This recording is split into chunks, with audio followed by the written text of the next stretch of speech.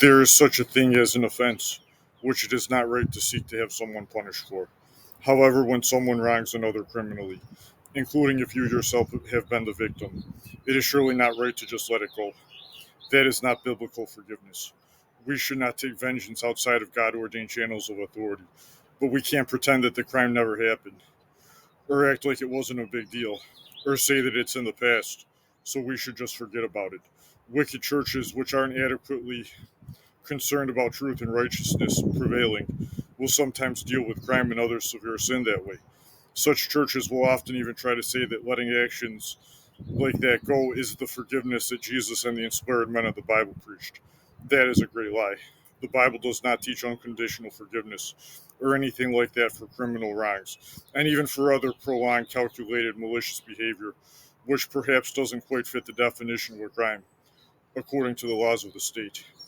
The Bible rather teaches that such behavior must be dealt with by any and every God ordained means at one's disposal to deal with it. I know of a woman who claimed as an adult that she had been sexually abused as a child by a certain distant relative. If the allegation is true, it is tragic that it was never discovered by an adult and reported to the authorities. If someone knew about it and didn't report it, they surely sinned greatly. This woman eventually, after the statute of limitations had passed for initiating legal proceedings about the matter, told a close relative of the alleged abuser what she claimed happened and how it so greatly harmed her. She said that she still hoped to confront the alleged abuser face to face and tell him this directly. That was the right thing to do. Sadly, though, despite talking about doing this, it never happened before the alleged abuser died. She should not have procrastinated in doing what she talked about doing here. After the Philippian authorities unlawfully beat Paul and Silas and put them in jail in Acts chapter 16, Paul made them answer for what they had done to them, even after the authorities had decided to let them go. Acts chapter 16, verses 35 to 38. And when it was day, the magistrates or the judges sent the sergeants, saying, "Let those men go." And the keeper of the prison told this, saying to Paul, "The magistrates have sent to let you go. Now therefore depart and go in peace." But Paul said unto them, "They have beaten us openly uncondemned, being Romans, and have cast us into prison. And now do they thrust us out privily or secretly, nay verily, or naturally, or no truly. But let them come themselves and fetch us out." And the sergeants told these words unto the magistrates, and they feared when they heard that they were Romans. I also know of another woman who, according to her own offspring, came to know of criminal abuse which her husband was perpetrating upon their very own children. She told her husband that if she found out that it happened again, she'd report him to the police. That was the wrong decision. She should have reported him to the police as soon as she knew about the heinous crime occurring, so her husband would be locked up, made an example, and disabled from harming children anymore. For an adult to enable criminal behavior like that brings the wrath of God. If what your family members or someone else did to you or did to somebody else had been known to the authorities, and it would righteously be a public scandal if they were not then tried and punished by the authorities, then you cannot righteously let it go and sweep it under the rug. However, that is the very thing which many, including and perhaps especially many so called spiritual leaders, would basically say to do. That is very wicked. The fact that statutes of limitation might prevent the possibility of punishment by the justice system at this point is unfortunate, but that doesn't mean there aren't things that can be done for truth and righteousness to still prevail to a significant degree in the matter. You can only do what you can do, but you need to do what you can in order um, to cause truth and righteousness to prevail in the matter as much as possible still. You also need to do this for your own freedom and spirit, soul and body as well. If you're chained from standing up for truth and defending yourself or others in the righteous capacity which you are able in relation to the criminal behavior that you know of, then you are chained in everything. Consider 1 Corinthians 7:23. Ye are bought with a price. Be not ye the servants of men. Psalm 119, verse 80. Let my heart be sound in thy statutes, that I be not ashamed. You also need to do this in order to simply not be an idolater and a respecter of persons who values your relationships and or your comfort over God and his truth. Matthew chapter 10, verses 37 to 39. He that loveth father or mother more than me is not worthy of me, and he that loveth son or daughter more than me is not worthy of me. This is Jesus speaking in the flesh. And he that taketh not his cross and followeth after me is not worthy of me. He that findeth his life shall lose it, and he that loseth his life for my sake shall find it. Luke chapter 14, verses 25 to 27.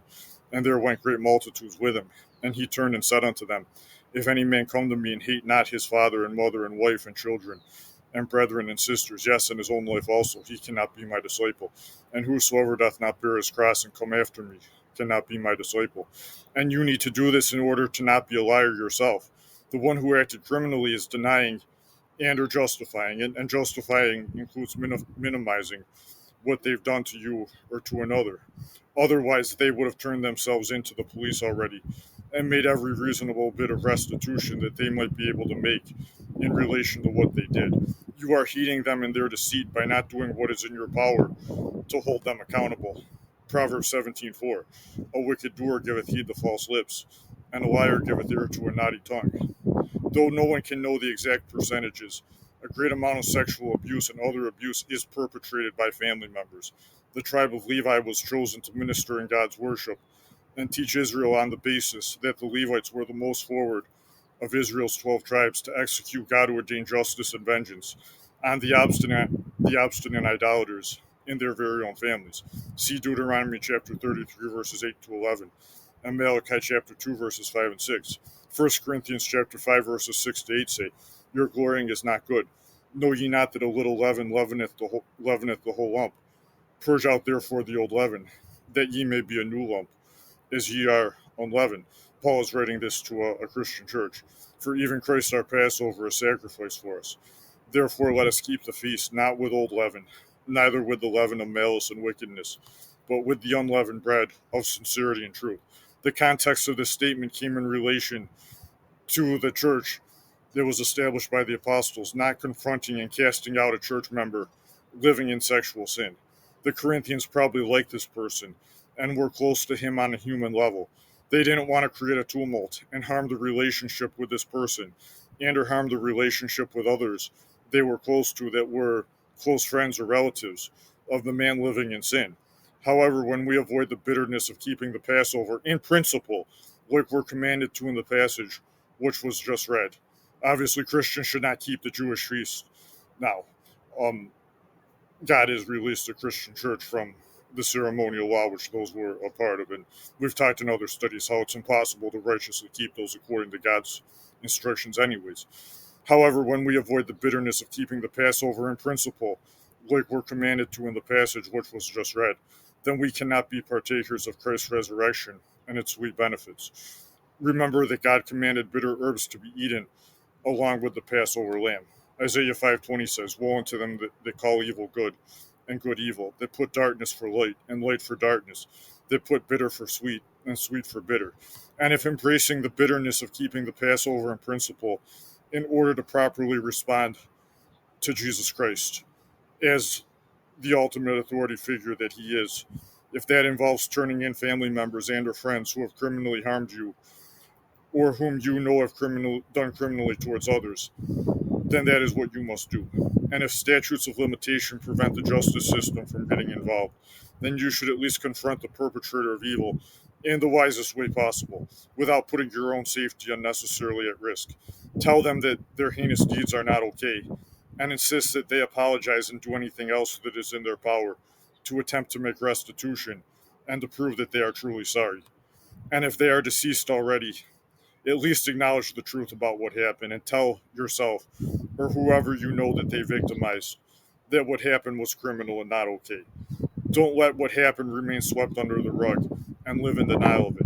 The very thing which many actually mean when they talk about forgiveness.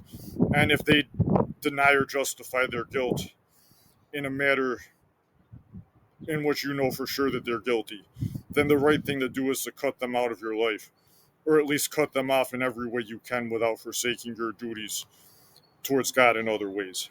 We see in the New Testament in Romans chapter 13, verses 1 to 7, that God has still ordained human governments, inevitably composed of mortal men, by the way, to carry out his principles of justice on earth. You cannot even be a faithful Christian if you do not agree with this, nor if you obstruct such justice knowingly in any way. And this is all consistent with, and even obviously a necessary component of, our duty of love towards all people, as is evidenced by reading on through the end of Romans chapter 13. This is all no less true if the ones at risk of being punished are your own relatives or friends. There is no other way to avoid partiality in God's law and being a respecter of persons. Note the principle in the following passage. Even though we are not to do this specific thing now, since we do not live in a theocracy like the ancient Israelites lived in. Deuteronomy chapter 13, verses 6 to 11. If thy brother, the son of thy mother, or thy son, or thy daughter, or the wife of thy bosom, or thy friend, which is as thine own soul, entice thee secretly, saying, let us go and serve other gods, which thou hast not known, thou nor thy fathers, namely of the gods of the people which are round about you, near unto thee, or far off from thee, from the one end of the earth even unto the other end of the earth. Thou shalt not consent unto him, nor hearken unto him, neither shall thine eye pity him, neither shalt thou spare, neither shalt thou conceal him, but thou shalt surely kill him. Thine hand shall be first upon him to put him to death, and afterward the hand of all the people. And thou shalt stone him with stones that he die, because he has sought to thrust thee away from the Lord thy God, which brought thee out of the land of Egypt, from the house of bondage. And all Israel shall hear and fear, and shall do no more any such wickedness as this is among you. Consider also Micah 6:8. He has showed thee, O man, what is good, and what doth the Lord require of thee, but to do justly, and to love mercy, and to walk humbly with thy God. Proverbs 28:4. They that forsake the law praise the wicked, but such as keep the law contend with them. Psalm 15. Lord, who shall abide in thy tabernacle? Who shall dwell in thy holy hill? He that walketh uprightly, and worketh righteousness, and speaketh the truth in his heart. He that backbiteth not with his tongue, nor doeth evil to his neighbor, nor taketh up a reproach against his neighbor, in whose eyes a vile person is condemned, including those of one's family or race or whatever camp one identifies with. Continuing, but he honoreth them that fear the Lord. He that sweareth to his own hurt and changes not. That is he that keeps his word even when it hurts him.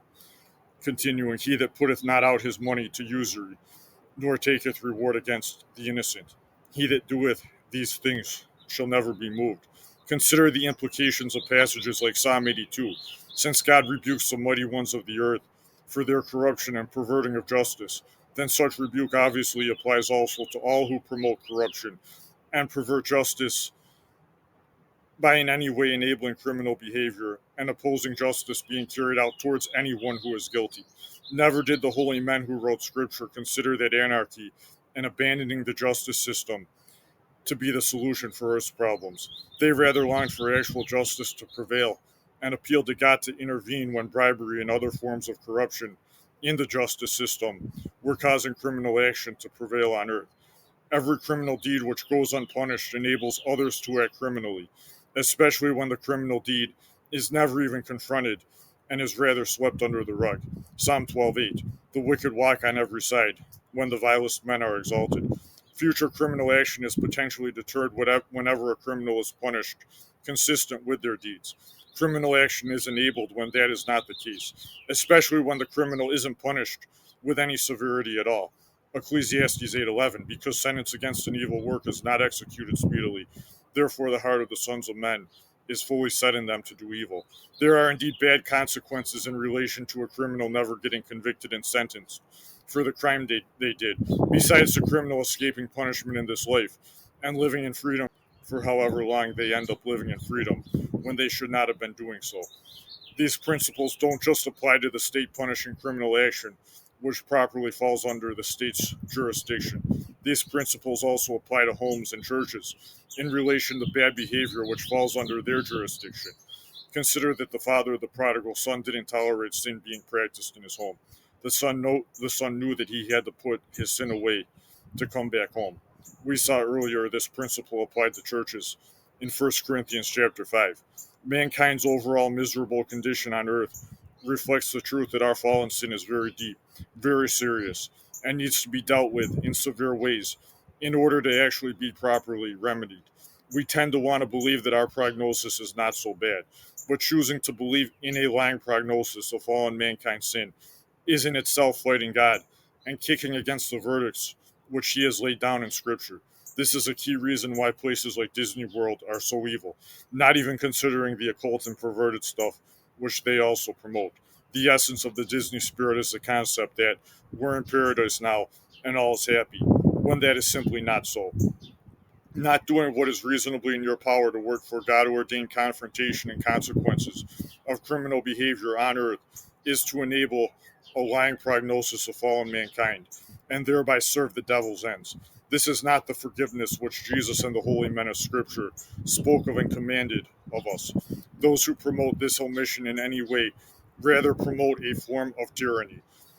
Those then who comply with any criminal, including criminal abusers, being let off the hook for what they did, comply with and enable tyranny. It will not end well for those involved in such promotion and compliance. This is walking in darkness and not in truth.